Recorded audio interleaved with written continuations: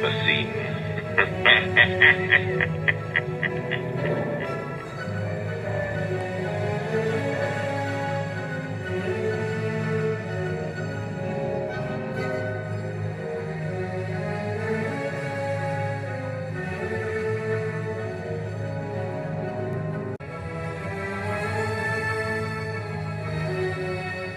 Let us strive every moment of our lives to make ourselves better and better to the best of our ability. Sometimes masquerading as the spider, thus concealing his identity from both criminals and the police.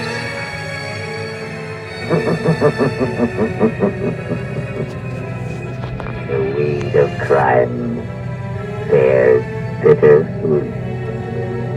Crime does not pay. The shadow knows.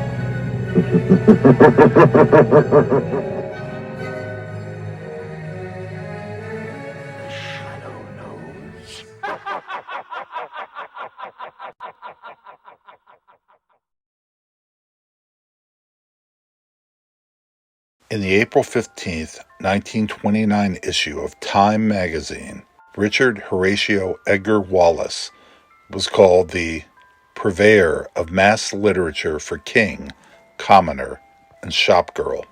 He was featured on the cover of the magazine. Born on April 1st, 1875, Wallace was the illegitimate son of two itinerant actors. Adopted into a large family by a London fish seller and his wife, the future king of thrillers was selling newspapers at age 11.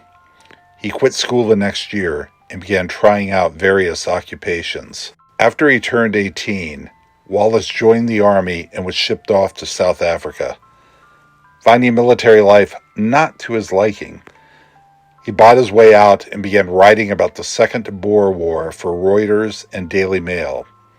After the war, he returned to London as a crime reporter for the Mail, using Edgar Wallace as his byline. Wallace's first book was a collection of ballads, published in 1898. 7 years later, he was inspired by a group of spies he met while reporting from Europe to publish his first mystery novel, The Four Just Men, vowing to give his readers crime and blood and 3 murders to the chapter. His novel chronicles the exploits of a group of wealthy vigilantes who assassinate people committing clandestine crimes. After traveling to the Belgian Congo on a newspaper assignment, Wallace was invited by the Weekly Tale Teller to contribute a series of stories inspired by his experiences.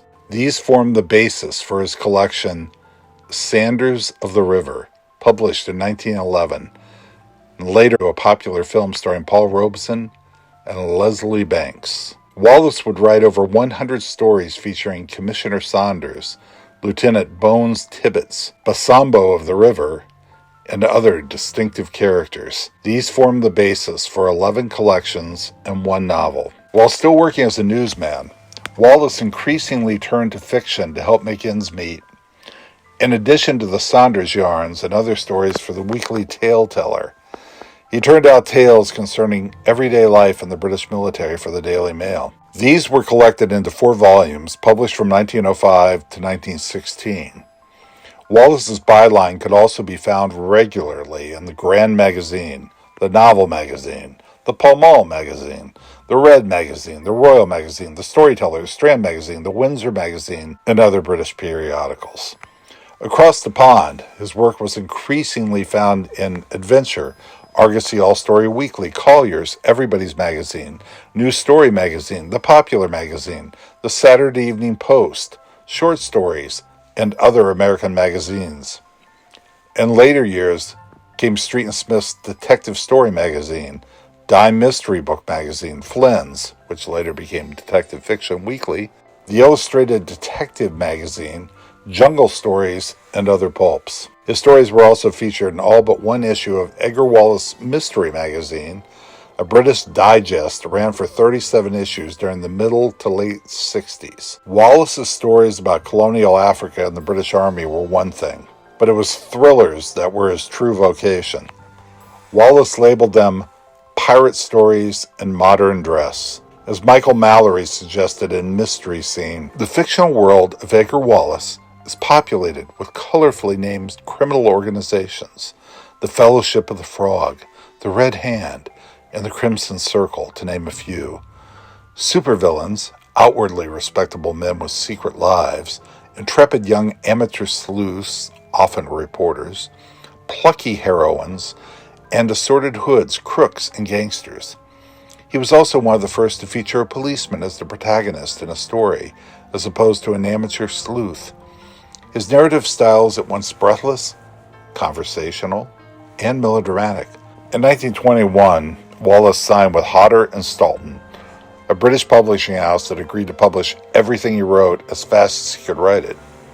Chain-smoking cigarettes and gulping down cup after cup of sweet, strong tea, Wallace dictated his novels onto wax cylinders or directly to a typist. Wallace introduced his most memorable character, Mr. J.G. Reader, in his 1924 novel, Room 13. Working for the public prosecutor, Reader was a middle-aged, unfashionably dressed man, seemingly innocuous and timid. His outward appearance masked a keen intellect that could decipher the most convoluted schemes. "I see wrong in everything," he suggests in The Mind of J.G. Reader. "That is my perversion. I have a criminal mind." Other series characters produced by the king of thrillers include The Just Men, Inspector Elk of Scotland Yard, the vigilante and master of disguise Henry the Ringer Milton, and Foursquare Jane, a female Robin Hood. His books sold by the thousands and were translated into more than 20 languages.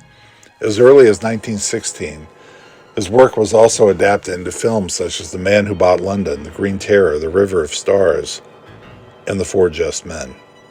He also began to write for the film industry himself, beginning with Nurse and Martyr, the story of a British nurse during World War I. One of the most widely read authors in the world during the first third of the 20th century, Edgar Wallace wrote over 170 novels, nearly 1,000 short stories, 25 stage plays, many film scripts, historical nonfiction, ballads, and poetry.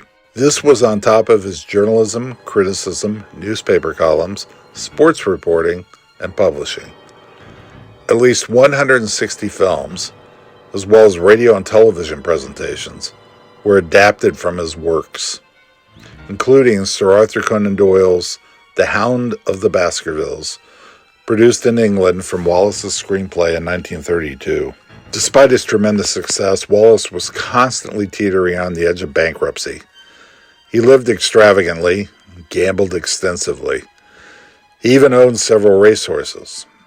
Seeking additional income and perhaps hoping to escape his creditors, Wallace was lured to Hollywood in 1931. There he became a highly paid script doctor for RKO Pictures.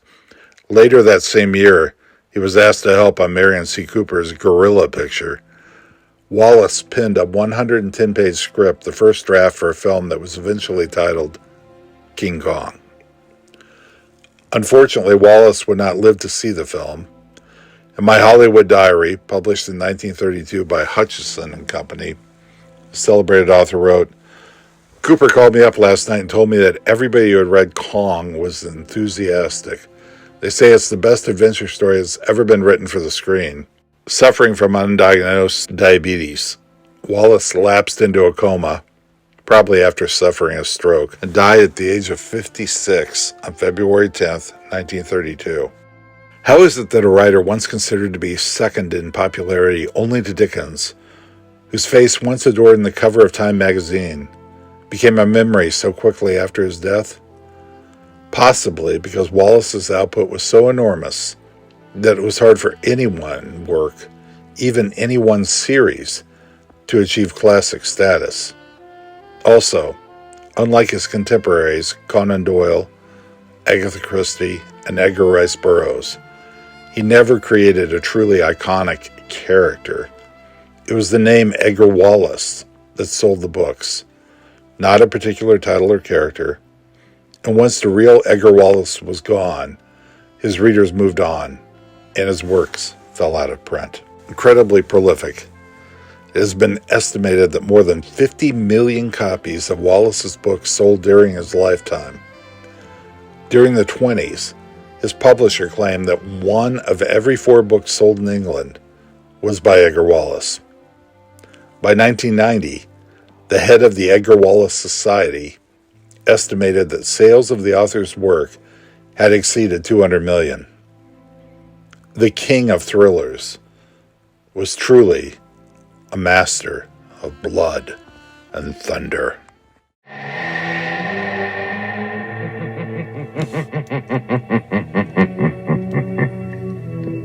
The weed of crime bears bitter fruit. Crime does not pay. The shadow knows.